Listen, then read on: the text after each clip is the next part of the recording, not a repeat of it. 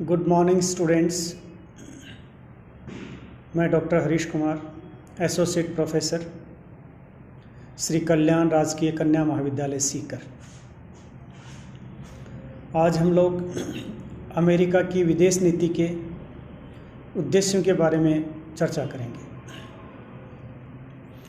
America की विदेश नीति के जो उद्देश्य हैं उसमें सबसे पहले हम लेंगे लोकतंत्र का समर्थन। अमेरिका ये चाहता है कि शासक की इच्छा से ही शासन स्थापित किया जाना चाहिए। इस तरह की सोच जिस भी देश की होती है उसको हम लोकतंत्रात्मक देश कहते हैं।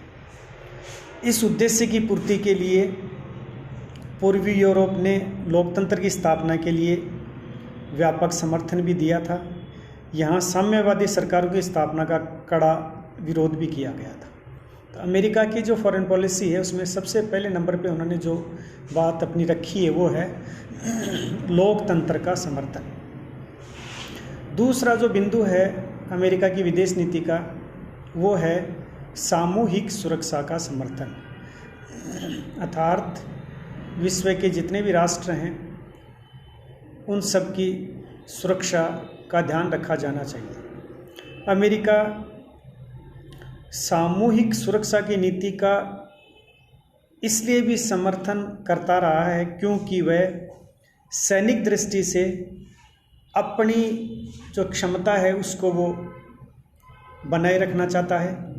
प्रारंभिक काल में अमेरिका ने नाटो, सीटो, सेंटो का गठन किया और दीर्घकाल की सामूहिक सुरक्षा की नीति को स्थापित करने का उसने प्रयास भी किया।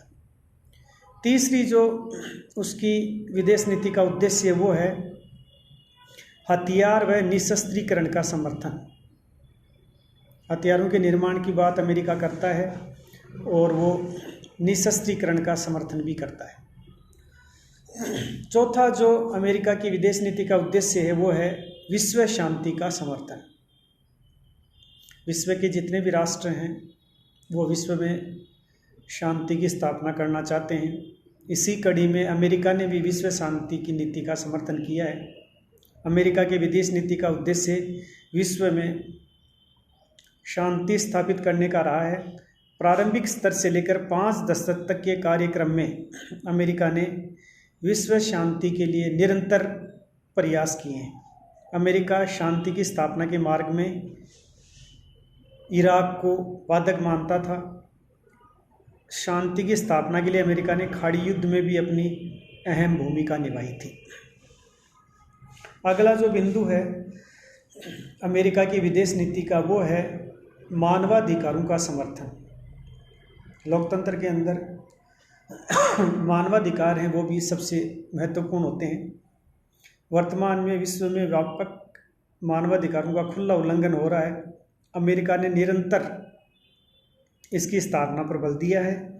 इस संबंध में अमेरिका दोहरी नीति का भी पालन करता रहा है। फिलिस्तीन पर इसका व्यापक उल्लंघन हुआ। अमेरिका विश्व आतंकवाद को फैलाने का व्यवहारिक दृष्टिकोण भी रखता है। अगला जो इसकी विदेश नीति का उद्देश्य है अमेरिका का वो है आर्थिकवाद का समर्थन। इस संबंध में अमेरिका मेक्सिको के साथ संबंध बढ़ाकर आर्थिक वाणिज्य व्यापार के उद्देश्य की पूर्ति करता रहा है। इसके लिए मुक्त बाजार व्यवस्था का निर्माण करके वह आर्थिक संरक्षणवाद को भी बनाए रखना चाहता है।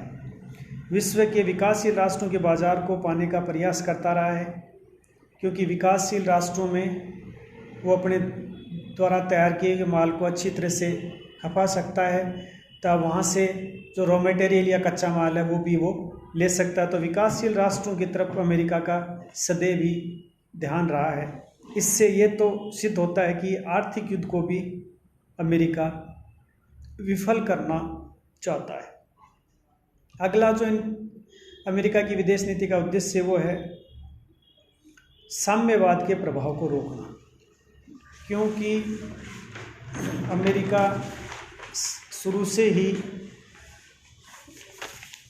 रूस के विरुद्ध रहा है और चूंकि रूस के अंदर साम्यवादी शासन था इसलिए अमेरिका का ये प्रयास रहा है कि साम्यवाद को यथासंभव रोका जाए। अमेरिका 1945 से लेकर शीत युद्ध की समाप्ति तक साम्यवाद के विरुद्ध कड़ा संघर्ष करता रहा है। अमेरिका ने वैचारिक दृष्टि से और आर्थिक दृष्टि से इसे कमज़ोर करने का प्रयास भी किया है। अमेरिका ने रूस के प्रभाव को रोकने के लिए आर्थिक और सैनिक सहायता अनेक राष्ट्रों को उपलब्ध भी कराई है ताकि वो राष्ट्र अमेरिका के साथ खड़े हो सकें। कहीं कहीं पर यह सैनिक अड्डों का निर्माण भी किया है, कहीं कहीं पर राजनीतिक संस्थाओं को भी बरकरार रखा है ताकि वो अंतर्राष्ट्रीय स्तर पर अपनी शक्ति को कायम कर सके। इस प्रकार हम देखते हैं कि अमेरिका की विदेश नीति की अगर हम चर्चा करें तो लोकतंत्र का समर्थन करता है, सामूहिक सुरक्षा का समर्थन करता है, हथियार निर्माण निःशस्त्रीकरण का समर्थन करता है, मानवाधिकारों के लिए भी वो समय समय पर आवाज़ उठाता रहता है, आर्थिकवाद का भी समर्थन करता है और जो सबसे प्रमुख है कि वो साम्यवाद के प्रभाव को भी निरंतर रोकने का प्रयास करता रहता है। Thanks students.